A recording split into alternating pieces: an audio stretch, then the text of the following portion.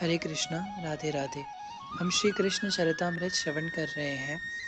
आज का प्रसंग है पनघट पे एक प्रेम प्रसंग 2। अरे सुनो तो, वो ऐसे नहीं है। वह मेरी मुदरिया क्यों चुराने लगे। ब्रजराज कुंवर है वह, उनके पास क्या कमी जो मेरी मुदरिया के पीछे पड़ेंगे। ललिते रहने दे, उनको अगर पता चलेगा ना कि हमारे मन में यह भाव है उनके प्रति, तो सोच कितने दुखी होंगे। राधिका जी ललिता सखी को समझा रही हैं। पर ललिता ऐसे कैसे मान जाएं। आप बहुत भोरी हो और वे चोरों के सरदार। अंधेरी रात में भी चोरी करते फिरे थे यह गोकुल में, मुझे सब पता है। और आप अपने ऊपर क्यों ले रही हो, मेरे ऊपर डाल दो ना। हे राधिका जू, कह देना कि ललिता कह रही है बस। ठीक है, जैसी तेरी इच्छा। पर ललिते, उन्होंने मुझे नृत्य करना सिखाया और मैं उन पर चोरी का आरोप लगाऊं। आपका कहाँ लगा रही हो, मैं लगा रही हूँ। अब कह देना इस ललिता को अपनी तलाशी दो, ये आपकी तलाशी लेगी। ओह, तू अब उन नंदनंदन की तलाशी भी लेगी। और क्या, चोरों की तो तलाशी ही ली जाती है ना। ललिता बड़े ठसक से बोली जा रही थी और अपनी स्वामिनी को उसी पनघट में लेकर गई जहाँ श्याम सुंदर बैठे थे। यह प्रेम पूर्ण लीला है तात, इसका दर्शन करो। उद्धव ने कहा। कन्हई बैठे हुए हैं, बड़े प्रसन्न हैं। राधिका जू की मुद्रिका को बराबर चूम रहे हैं और बड़े आनंदित हो रहे हैं।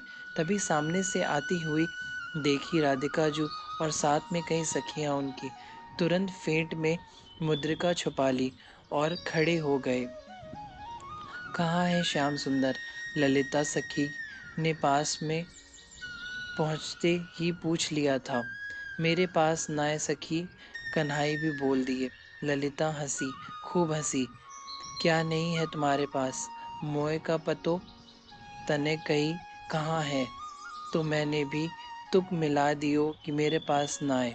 तुक मिलाओ, अब तो मुद्रिका सीधे सीधे दे दो। मेरे पास में कहाँ तिहारी मुद्रिका सखी। कन्हई हंसने लगे।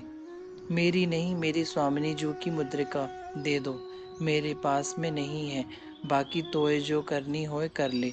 अब तो राधिका जू के आगे आना ही अब तो राधिका जू को आगे आना ही पड़ा। हे प्यारे, अगर आपको हमारी मुद्रिका मिली होए तो दे दो, नहीं तो हम जा रही हैं। बड़ी विनम्रता से राधिका जू ने कहा था। ललिता ताली बजाकर हंसी। हे मेरी भोरी स्वामिनी, चोरन ते ऐसे बात नहीं कियो जाए।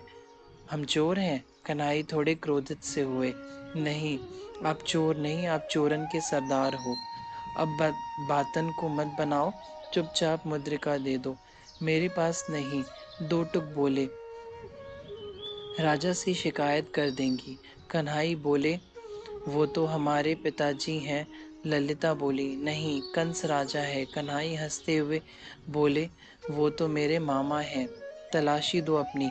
कन्हई से फिर ललिता बोली, अब रहने दे ललिता, इनके पास नहीं है मेरी मुद्रिका, चल।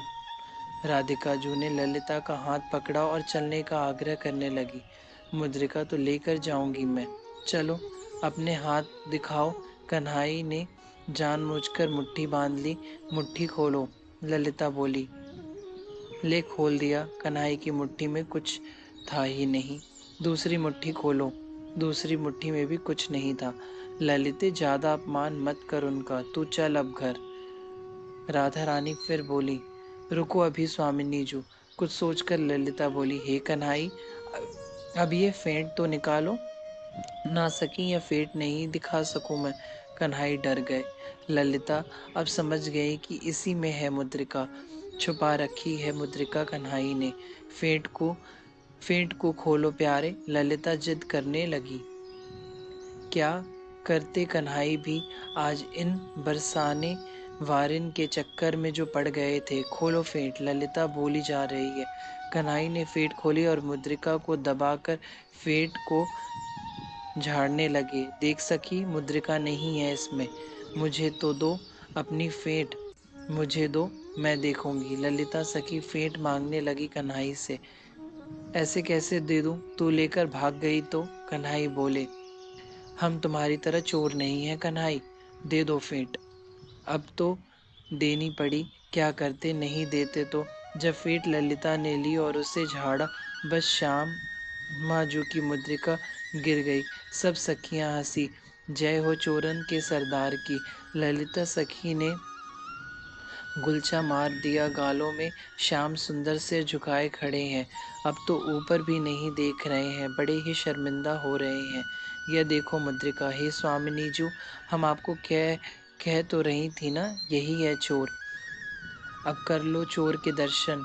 देखा श्याम सुंदर को राधा रानी ने। उन्हें बड़ा दुख हुआ कि श्याम सुंदर कुछ नहीं बोल रहे, बेचारे दुखी हो गए हैं।